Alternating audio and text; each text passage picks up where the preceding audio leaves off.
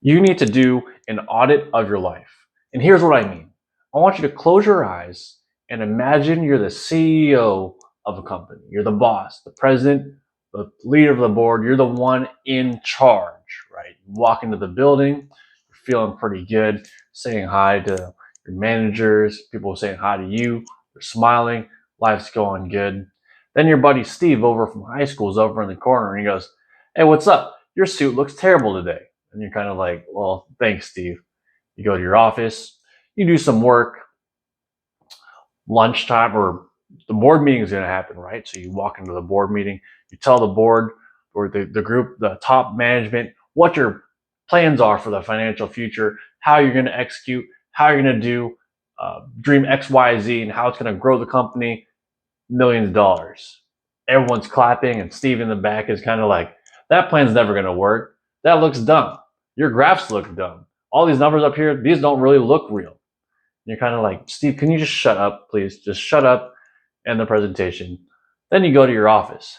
Now it's lunchtime, and your second in command kind of goes up to you and goes, "Hey, Chris, why is Steve here?" And you go, "Oh, yeah, Steve's my buddy from high school. I let him stay here for fun." And he's going to go, "Well, does he work? Does he do papers? Does he fill out invoices? Does he pay bills? Anything?"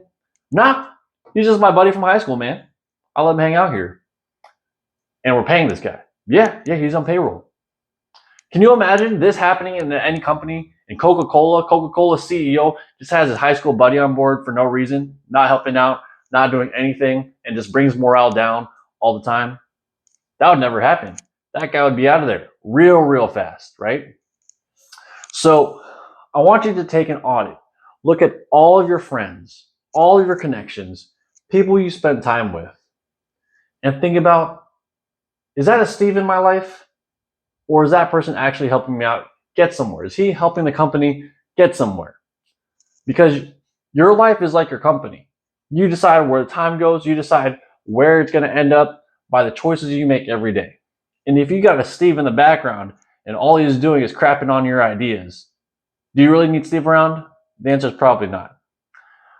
If you're working in 9 to 5, let's say you get off work at 5 p.m., do stuff until about 9, you got 5 days a week, that's 20 hours.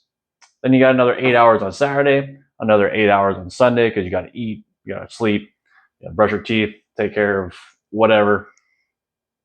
You got about a total of 36, between 36 and like 45 hours of free time that you're not doing work.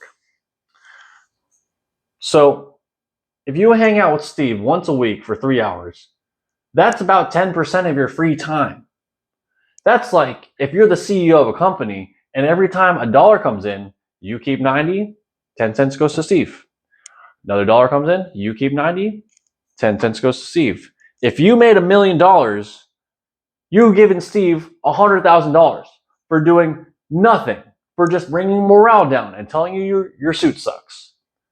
So what I want you guys to do is take a second and think about, who is the Steve in my life right now? Do I have any Steves in my life? Who is absorbing my time and doing nothing but bringing my life down? Who I tell my deepest dreams and desires to, and they just crap on my goals? Who I tell about my accomplishments, and they try and just one up me. Like, "Oh yeah, well the other weekend I did this."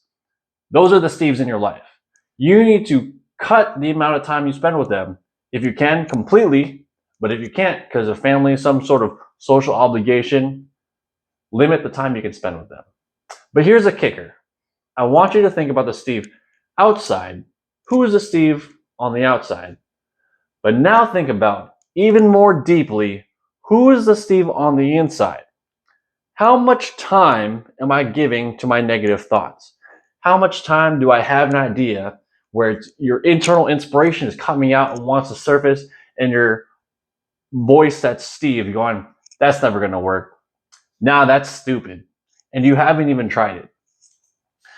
There's a rule in brainstorming I learned from John C. Maxwell, which was, when you're brainstorming, you just need to brainstorm all the good ideas and all the bad ideas.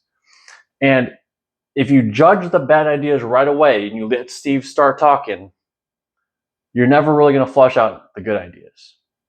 So it's important that you keep limiting Steve outside. You need to keep him away from the company. And on the inside, don't let Steve judge your ideas. You talk about your inner self. You talk about these ideas of self-confidence, and Steve's there to try and shut you up. Fire Steve. Kick him out. Don't listen to those inner thoughts. And think about how much time you're allocating to Steve on the inside, and don't give Steve on the outside any time either. I want you guys to live a better, more fulfilled life. A lot of times, this person on the outside or inside is just taking energy from my ideas, shooting him down for no reason because he's got nothing going on. Don't hang out with that person. It's pretty simple. That's my advice for you guys today, this week, and hopefully take this into the future. Please like and subscribe. See you guys tomorrow.